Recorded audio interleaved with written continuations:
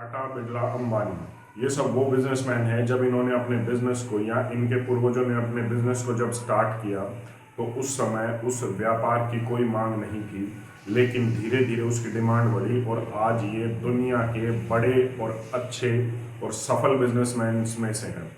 और आप इन्हें विजनरी बिजनेसमैन कहते हैं क्योंकि उस समय उसकी मांग नहीं थी और उसके बाद में अब ये इस मुकाम तक पहुंचे हैं।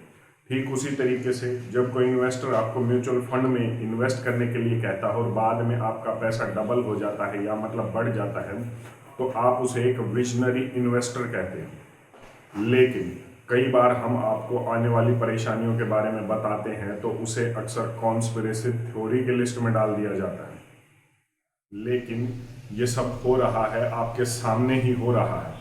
फर्क सिर्फ इतना है कि आप उसको सही नज़रिए से नहीं देख पा रहे। हमें जब तक किसी बात पर विश्वास नहीं होता, जब तक कोई सेलिब्रिटी, कोई टीवी मीडिया न्यूज़ चैनल या कोई बड़ा आदमी जो टीवी पर आता है वो वाक्य या वो फैक्ट्स को वेरीफाई न कर दे, उन्हें उनकी स्टेटमेंट चाहिए होती है, हमें उन लोगों की स्टेटमेंट चाहिए होती है। हमने अभी 2 दिन पहले ही बात की थी कि एलिट्स किस तरीके से बता रहे हैं कि जो अगली महामारी होगी, अगली पैंडेमिक होगी, वो कहाँ से शुरू होगी, कैसे शुरू होगी, और अब तो उन्होंने खुले तौर पर चेतावनी दे दी है कि वो कितनी खतरनाक होगी। मुझे लगता है कि आपको ये जान लेना चाहिए अगर आप आने वाली परेशानियों को कम करना चाहते हैं।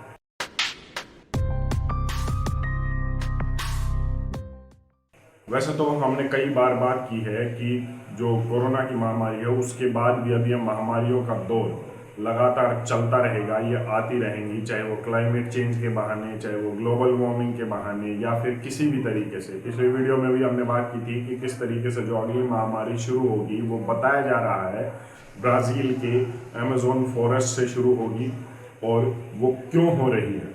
डिफॉरेस्टेशन एक बहुत बड़ा कारण बताया जा रहा है उसके लिए, लेकिन जैसा मैंने कहा कि जब तक कोई बड़ा आदमी ये ना बता दे, ये स्टेटमेंट ना दे दे तो हम नहीं मानते। लेकिन अब WHO के चीफ डॉक्टर टेड्रोस ने अपनी एनुअल असेंबली मीटिंग में जो वो जनेवा में कर रहे थे उसमें उन्होंने ये बता दिया कि आने वाली जो महामारी है वो कोरोना की तरह नहीं होगी। उन्होंने बताया कोरोना में 20 मिलियन मौतें हुई थी, मतलब लगभग 2 करोड़ के आसपास मौतें हुई थी लोगों की। लेकिन अब कोरोना एक महामारी नहीं रही है और लोगों को, दुनिया को आने वाली महामारी के लिए तैयार हो जाना चाहिए। उन्होंने आगे ये भी कहा कि आने वाली महामारी कोरोना जैसी नहीं होगी, वो इससे भी ज़्यादा खतरनाक होगी। कैसे पता लगता है इन्हें कि कब आने वाली है, कहाँ से शुरू होगी, कितनी खतरनाक होगी? अगर आपके पास जवाब हो तो कमेंट ज़रूर करिएगा। हाँ, इतना ज़रूर है कि ये लोग कह रहे हैं कि वो खतरनाक होगी और जैसा मैं पहले भी बात कर चुका हूँ, मतलब कि उसका मॉर्टेलिटी रेट, उसकी मृत्यु दर ज़्यादा होगी। जितने लोगों का इन्फेक्शन होगा उसमें जो लोग मरेंगे वो ज़्यादा होंगे। इसे आप डिपॉपुलेशन भी कह सकते हैं। दबे शब्दों में बड़े बड़े धर्मगुरु भी इस पर बात करने लगे हैं। देवकीनंदन ठाकुर एक बड़े धर्मगुरु हैं भारत के, उन्होंने भी दबे शब्दों में इसके ऊपर बात की है। आपको ये वीडियो देख लेना चाहिए, उसके बाद हम बात करेंगे।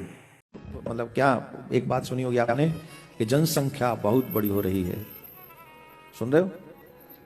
इसकी भविष्यवाणी सुनोगे? बात बहुत बड़ी डराने वाली बात जो शायद आप लोग बेशक इसे कॉन्स्पिरेसी थ्योरी कह लीजिए, लेकिन अब ये किसी भी तरीके से कॉन्स्पिरेसी थ्योरी नहीं रही। जब WHO के चीफ, WHO के डायरेक्टर डॉक्टर टेड्रोस ये कह रहे हैं कि आने वाली है, तो अब सवाल ये नहीं है कि वो आएगी या नहीं आएगी। वो ये बता रहे हैं कि ये ब्राज़ील के अमेज़न से शुरू हो सकती है या मान लीजिए किसी भी देश से शुरू हो, इससे कोई फर्क नहीं पड़ता। तो सवाल अब ये नहीं रहा कि महामारी आएगी या नहीं आएगी।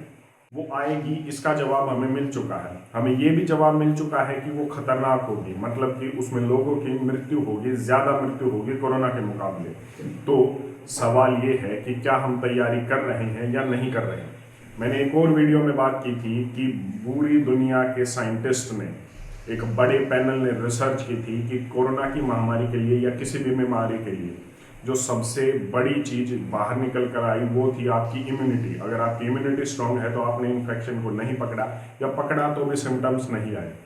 उसके लिए पूरी दुनिया में रिसर्च हुई और उसमें ये बाहर आया कि भारत में मौतें कम हुई थी क्योंकि भारत में कुछ चीज़ों का इस्तेमाल हम खाने में करते हैं। इस डिटेल्ड वीडियो का आपको जो है पे डिस्क्रिप्शन में लिंक मिल जाएगा, आप उसे देख सकते हैं। और मैं कहूँगा कि आपको ये देखना चाहिए ताकि आपको पता चले कि आपकी इम्यूनिटी किस तरीके से आप मजबूत कर सकते हैं, उसे बढ़ा सकते हैं, आने वाली परेशानियों को कम कर सकते हैं।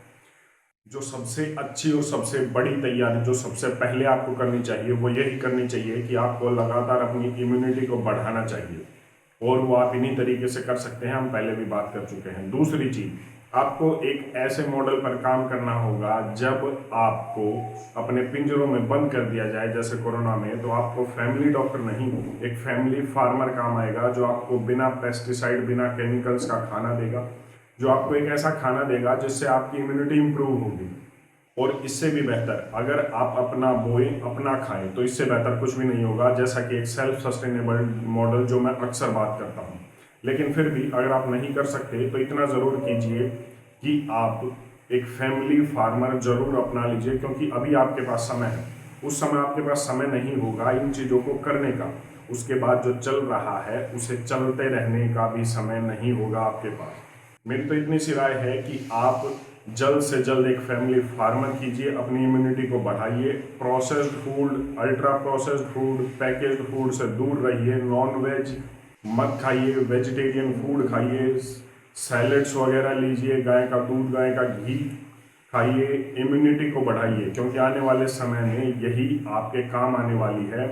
आने वाला समय बड़ा खतरनाक होने वाला है, ये चेतावनी दे रहे हैं और आपको तैयारी उसके लिए कर लेनी चाहिए। अगर आप इसे कॉन्स्पिरेसी थ्योरी मानते हैं तो मुझे इससे कोई फर्क नहीं पड़ता, क्योंकि अगर व्यूज और सब्सक्राइबर के लिए ही हो तो जाति धर्म काफ़ी ऐसे विषय होते हैं जिन पर इतनी रिसर्च की भी ज़रूरत नहीं होती, और आपको सिंपल कुछ बोलना होता है और इससे कहीं ज़्यादा व्यूज़ और सब्सक्राइबर हमें मिल सकते हैं।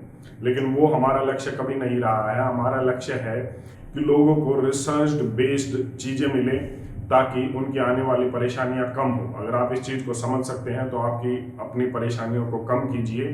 धन्यवाद। जय हिंद।